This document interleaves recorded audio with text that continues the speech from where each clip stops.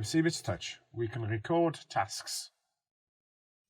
To do this, we simply go to the right-hand side menu, scroll, and search for the task icon. Press that. This takes us to the sub-menu, where we record from 1 to 20 tasks.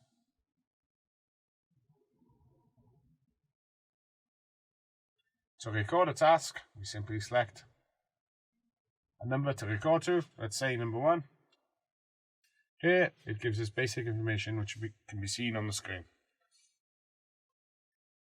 To start a task, simply press the play button. As you can see, it's given us a start date and a start time. To stop recording any tasks, we simply go to the stop button. Here now, it's giving us a start date, start time, an end date, and end time. To reset any tasks, we simply go to the far right hand side, highlight the arrow,